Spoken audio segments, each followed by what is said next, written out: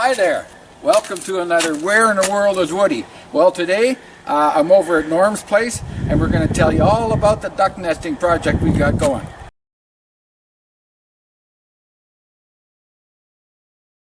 This is Norm Boda. How you doing?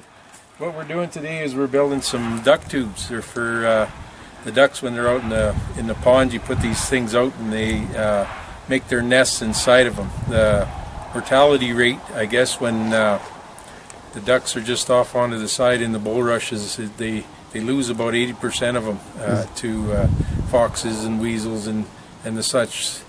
So with down in Delta Waterfall, I believe it was in Wisconsin, they built these duck tubes with great success.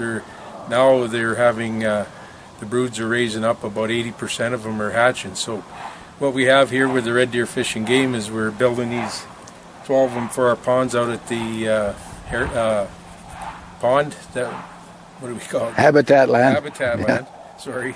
And right now we got just about 12 of them done. Well, show us one, Norm. So what we're going to do is you start off with some 1x1 16 gauge wire, welded wire.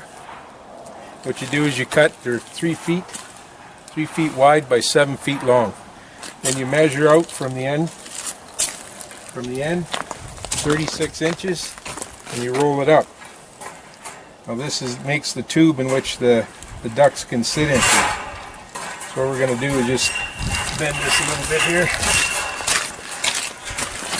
And what we got here that works really well is hog rings. Yep, we got that. So guys, if you got a pair of these, they work great. And you just put a hog ring on one side, and then we go to the other side.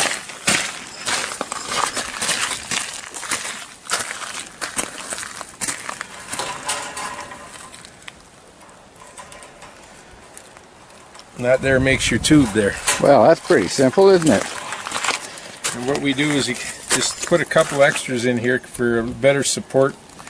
And they're in there nesting, that they you don't push it apart.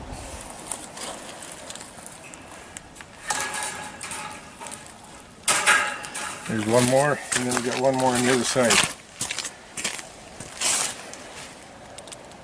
A hog ring players, eh?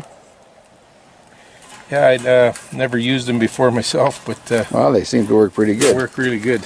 So what's the next step, Norm? So the next step is you get flax, and very hard to find, I guess, around the area in Red Deer here is flax straw. But flax straw won't deteriorate as fast as any of the oat grass or wheat chaff or whatever.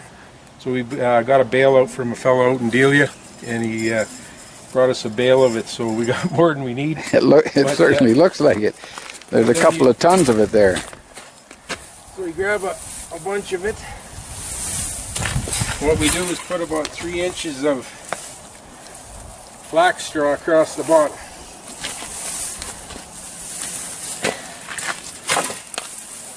We start off, just get a little bit and just tuck it underneath. So it gives you a nice good base on there. So how long is this whole piece, Norm? 7 feet. 7 feet of wire. 7 feet of wire, 3 feet across. Yeah, apparently flax doesn't rot. Great instructions online if you just put in their duck tunnel or duck tubes, and lots of good information on the internet on how to build them. And quite surprising, it started off, like I say, in the eastern states, and it's all the way over in England right now. Oh, for heaven's sake. So the Red Deer Fish and Game was going to do a few of them. The guy who delivered this huge bale of flax straw said that he wanted 2 just for the delivery, and we didn't have to buy it even. So we're actually doing pretty good. I think, did we actually get a grant for this, or was it just coming from the Red Deer Fish and Game? The Red Deer Fish and Game. The Red Deer Fish and Game, helping to increase the duck population. So, it's funny, eh? We hear all the time about how us hunters are always taken and never given. So this is a good project to help increase the duck populations.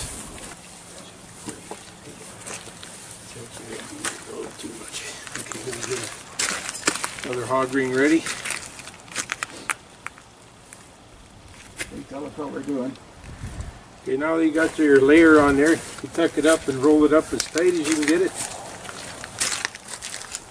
You find the end of the wire, bring it up. Okay. All you got to do is get it right to there, Doug. Okay, there you go. Time for a hog ring.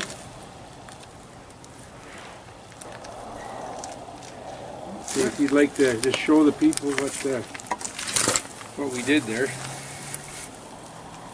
There we go. I think they can see that.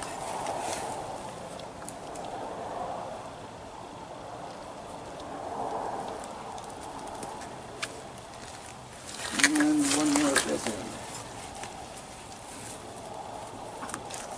Oh, those ends are sharp. See that? There we go. There. All it needs now is finishing touches. What are you doing now, Norm? Well, just to make sure that the ends are tucked in, and then any gaps you can fill in a little bit more straw in there and just tuck in the ends nice and neat. Stretch it out nice. We should have about 11-inch to 12-inch opening for the duck to get inside. Well, that's perfect. And then the last thing you got to do is the stands. We got some pictures inside of the stands, and we'll show you how to put them in when we go to the pond to install them.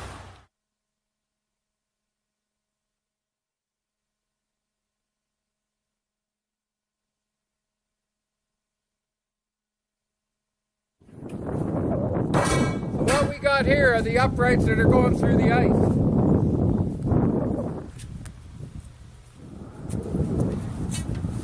So what we got here is the 8-foot piece of 1x1 hollow structure with a hole in it about 6 inches down from the top. This is what you make the cradle out of, a little 30-inch piece of 3/4 by 3/4 or 1x1, whichever fits inside. You just slide it inside. As you can see, I've drilled some holes in here to adjust for some height if you need to. Okay, so once you get out to the slough, drive these in with a handheld post pounder about 3 to 5 feet away from the bulrushes or the weeds.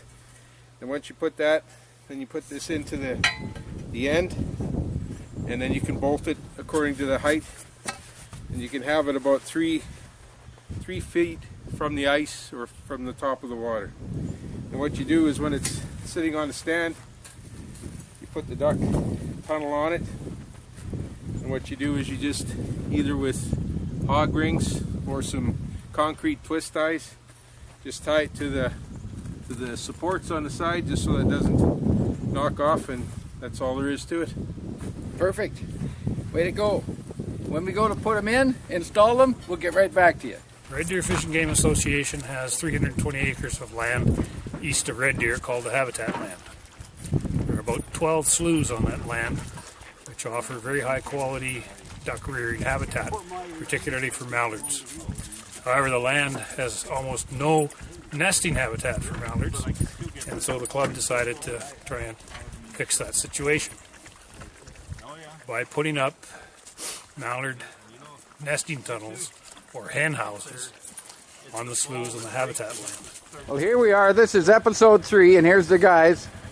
They got all those things lined up. First things first, the guys are going to have to drill a hole.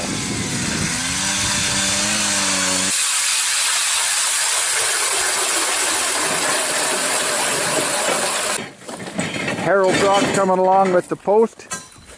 Check for depth. Oh, perfect. Perfect depth. Now they got to pound it in.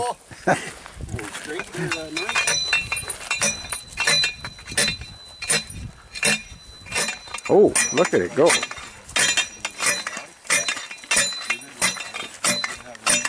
Perfect. That should be good. Well, this is simplistic. It just slides inside. Now, is there a wire or carp strap or something that we keep it on with? No, we need bolt. Okay, there goes the bolt on the basket. He's tightening that up. The beaver trail going up there. Got a wrench? I don't think we need a wrench. Oh, No. gonna go in. Okay, and then the basket, what do you do with that? Perfect. Well, the ducks are nesting now. Yeah, I go get up and talk. Perfect. Here we go. Couple twist tie wires.